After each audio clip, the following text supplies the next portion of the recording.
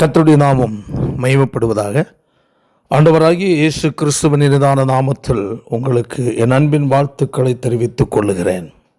சற்று நேர சிந்தனைக்காய் உன்னத பாட்டின் புஸ்தகம் 2வது அதிகாரம் அதனுடைய 2வது வசனத்தை நான் உங்களுக்கு வாசிக்கிறேன். முள்ளுகளுக்குள்ளே லீலி புஷ்பம் எப்படி இருக்கிறதோ அப்படியே குமாரத்திகளுக்குள்ளே எனக்கு பிரியமானவளும் இருக்கிறாள். அன்பான கர்த்தருடைய பிள்ளைகளே, இந்த வேத பகுதி நம்ம மிகவும் பழக்கமான பகுதிகள் தான். இங்கு ஒரு சம்பவம் சொல்லப்பட்டிருக்கிறது. முள்களுக்குள் புஷ்பம், பூ, லீலி புஷ்பம் என்று சொல்லப்பட்டிருக்கிறது.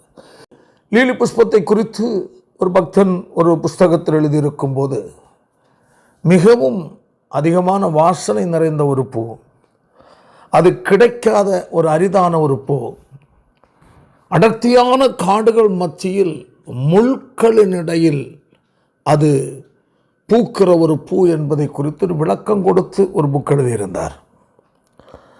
அதில் விசேஷம் என்னவென்றால், அந்த பூ விரிந்ததென்றால் அதில் உள்ள வாசனைகள் அந்த பகுதியில் எல்லா இடங்களுக்கும் தெரியுமா. அவ்வளவு மிக மிக வாசனை நிறைந்ததான ஒரு பூ. ஆனால் அந்த வாசனை நிறைந்த பூ அகப்பட்டிருக்கிற இடம் எது என்றால் முள்கள் இடை மத்தியில். பிரைஸ் காட், முள்ளுகளுக்குள் என்று சொல்லப்பட்டிருக்கிறது. ஆமென். நாம் நினைப்போம், இவ்வளவு வாசனை கொடுக்கிற ஒரு பூச்செடி முள்களுக்கிடையில் அகப்பட்டிருக்கிறதே, இது வெளியே நிற்கக்கூடாதா? அன்பான கர்த்தருடைய பிள்ளைகளே, எது விசேஷமானதாய் இருக்கிறதோ அது பெற்றுக்கொள்ளவும் அது முழுமையடையவும் பல பிரச்சனை இருக்கிறது.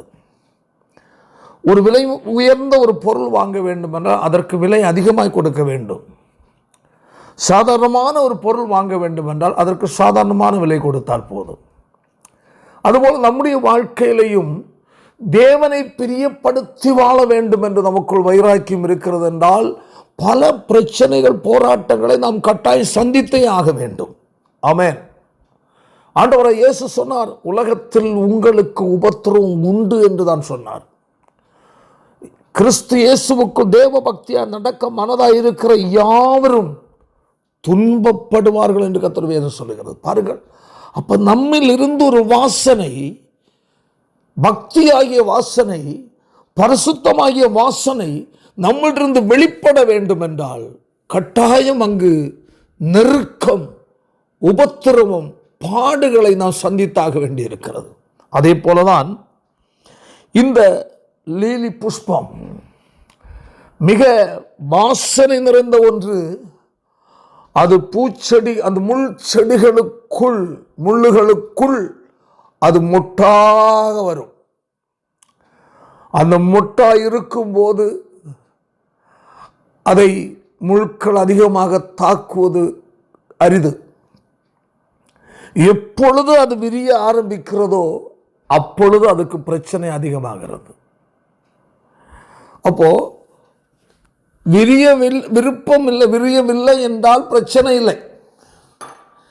விரியவில்லை என்றால் வாசனை இல்லை, அது சாதாரணமாக இருக்கும். ஆனால் தேவனுடைய திட்டம் என்னவென்றால், அந்த லீலி புஷ்பம் தன்னில் இருக்கிற வாசனையை கொடுத்தாக வேண்டும். அதுபோல ரட்சிக்கப்பட்ட தேவ பிள்ளைகளே, உங்களை ஒவ்வொருவரையும் கர்த்தர் ஒரு குடும்பத்துக்குள்ளோ, ஒரு ஊரிலேயோ, ஒரு பட்டணத்திலேயோ, அல்லது உங்களை திருமணம் செய்து கொடுத்த இடத்திலேயோ, ஆமென், நீங்கள் ஒரு லீலி புஷ்பம் என்பதை மறந்து விடாதிருங்கள். எங்கு சென்றாலும் எங்கு நின்றாலும் இந்த லீலி புஷ்பத்துக்கு ஒரு தன்மை உண்டு. தன்னில் உள்ள வாசனையை அது அடக்கி வைக்காது, அதை வெளிப்படுத்தியே தீரும். ரட்சிக்கப்பட்ட கர்த்தருடைய பிள்ளையே, உலகம் முழுவதும் பாருங்கும் வாசனை வீசுகிற அன்பு நேசர் இயேசு உங்களுக்குள் இருந்தால், அவரை சொந்த ரட்சகராக நீங்கள் ஏற்றுக்கொண்டது உண்மை என்றால், ஆமென், லகுவான சாதாரணமான ஒரு சூழ்நிலையை நீங்கள் நாட வேண்டாம். நான் எங்கிருந்தாலும் என் கிறிஸ்துவை நான் வெளிப்படுத்த வேண்டும். எங்கு சென்றாலும் என் சுபாவத்தில் இயேசுவை வெளிப்படுத்த வேண்டும், என் பேச்சில் இயேசுவை வெளிப்படுத்த வேண்டும், குடும்பத்துக்குள் என் வாழ்க்கையில் இயேசுவை ஜனங்கள் கண்டுகொள்ள வேண்டும். நான் வேலை செய்கிற அலுவலகத்தில் ஆமென் என்னில் இயேசுவின் வாசனை அவர்கள் அடைய பார்க்க வேண்டும்.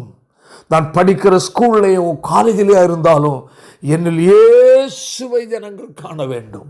அவருடைய குணமாகிய வாசனை, அவருடைய சுபாவமாகிய வாசனை, கிறிஸ்துவின் சிந்தையாகிய வாசனை, கிறிஸ்துவின் இரக்கமாகிய வாசனை, கிறிஸ்துவனுடைய மனதுருக்கமாகிய வாசனை, ஆமென், கிறிஸ்துவின் கனிவான வார்த்தைகளாகிய வாசனை ஒரு தேவனுடைய பிள்ளையின் வாழ்க்கையிலிருந்து வெளிப்பட வேண்டும் என்பதை கர்த்தர் எதிர்பார்க்கிறார். தேவ பிள்ளையே, ரட்சிக்கப்பட்ட ஒவ்வொரு கர்த்தருடைய பிள்ளைகளை கர்த்தர் ஒரு லிலி புஷ்பமாக வைத்திருக்கிறார்.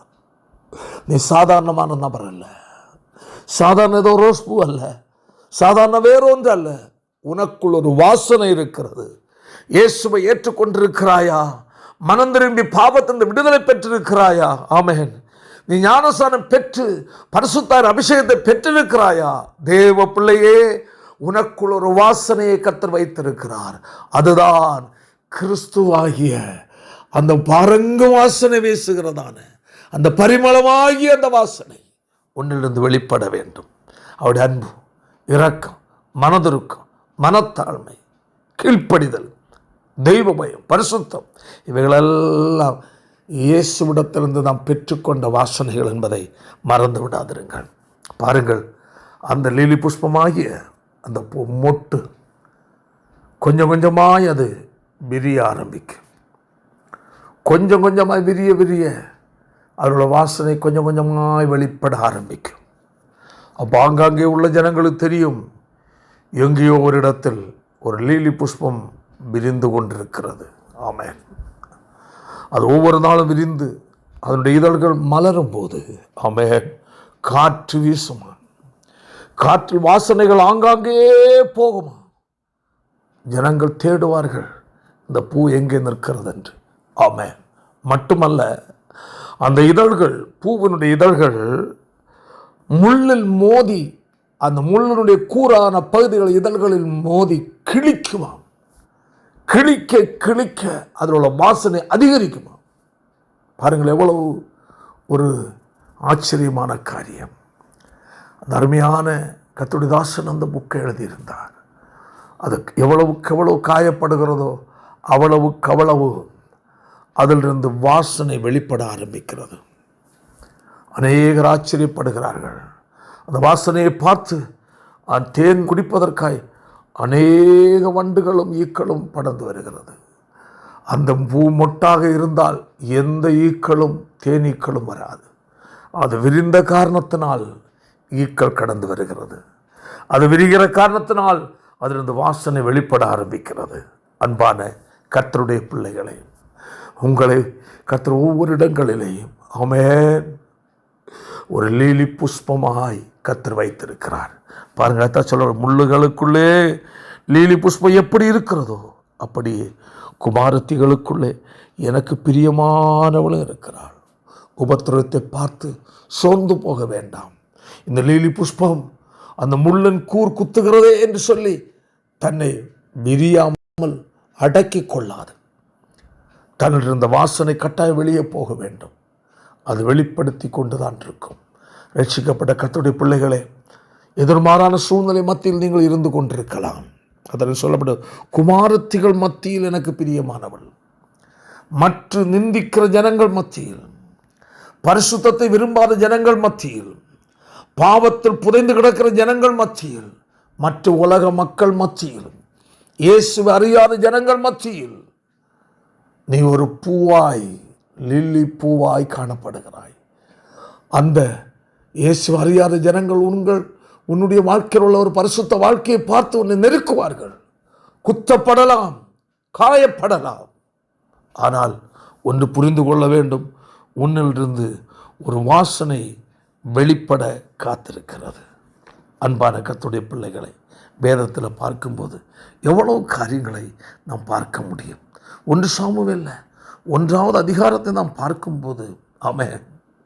அன்னாள் நெருக்கப்பட்டாள். ஆமென். அன்னாளுக்கு அங்கு ஒரு நெருக்கிற ஒரு முள்ளாக பெண்ணினால் ஒரு தீர்ந்தாள்.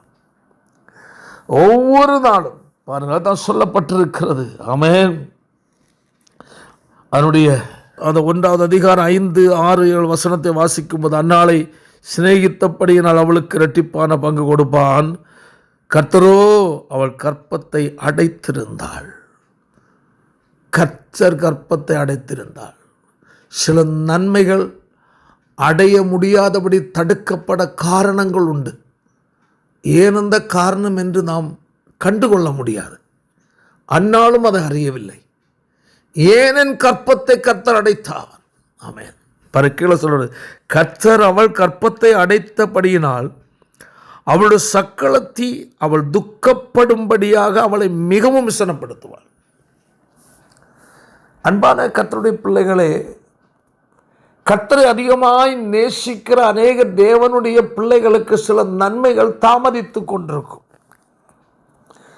நாம் எதிர்பார்த்த நேரம் சிலது அடைய முடியாது. எல்லாரும் பரிகாசிப்பார்கள், அநேகர் எதிர்ப்பார்கள். இதை கேட்டுக்கொண்ட உங்கள் வாழ்க்கையிலும் பலர் இப்படி இருக்கலாம். ஏன் நீ ஆலயத்துக்கு போகிறாய், எத்தனை வருஷமாகிறது, ஏன் உனக்கு இது கிடைக்கவில்லை, ஏன் இது நடக்கவில்லை, ஏன் உனக்கு நல்ல காரியம் ஆகவில்லை என்று அநேக நண்பர்கள், அநேக கூட ஆராதிக்கிற ஜனங்கள், உலக மக்கள், சொந்த பந்துக்கள் எல்லாம் நம்மளை குத்துகிறது மாதிரி பேசுவாங்க. ஆமென். இங்கு வேதம் சொல்லுகிறது அதுதான் இங்கேயும் நடக்கிறது. அவளுடைய சக்களத்தி அவள் துக்கப்படும்படியாக அவளை மிகவும் விசனப்படுத்துவாள். ஆனால் அன்னாள் தெய்வ பக்தி உள்ளவள். ஆனால் அவள் கற்பத்தை கர்த்தர் அடைத்து வைத்திருக்கிறாள். எவ்வளவு ஆச்சரியமான காரியம், தெளிவாக சொல்லப்பட்டிருக்கிறது. அப்போ ஒரு தடை உங்கள் வாழ்க்கையில் ஏற்பட்டிருக்கிறது என்றால் அதற்கு ஒரு நோக்கம் உண்டு என்பதை மறந்து விடாதிருங்கள். அந்த ஏன் அடைக்கப்பட்ட, ஏன் குழந்தை இல்லை என்பது அன்னாளுக்கு தெரியாது. ஆனால் தேவனுக்கு ஒரு பெரிய ஒரு திட்டம் இருக்கிறது. ரட்சிக்கப்பட்ட தேவனுடைய பிள்ளைகளே, உங்கள் வாழ்க்கை சில நேரங்கள் பல போராட்டம், பல சோதனை வழியாக நீங்கள் கடந்து செல்லும் போது ஒன்று நீங்கள் புரிந்து கொள்ள வேண்டும். ஆமென். நடக்காத காரியத்துக்கு போல வேதனைப்படலாம், பல நிந்திக்கலாம், அவமானப்படுத்தலாம்.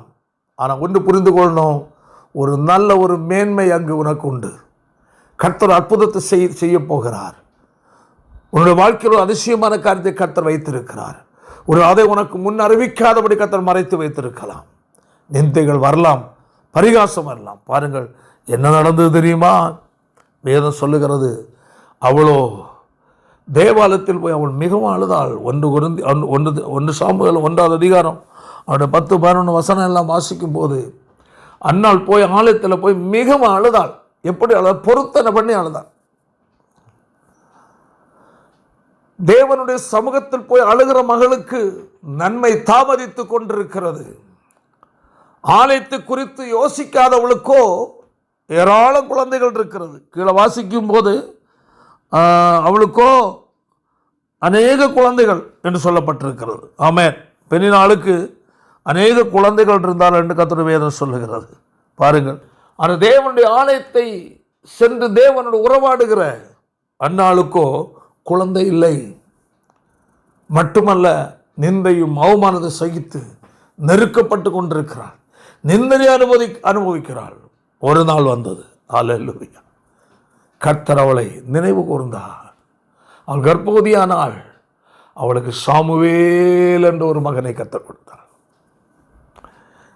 எவ்வளவு ஆச்சரியமான காரியம். தாமதித்தாலும் கர்த்தர் செய்வது உலகமே அறிகிற வாசனை நிறைந்ததாக மாறுகிறது. ஆமென்.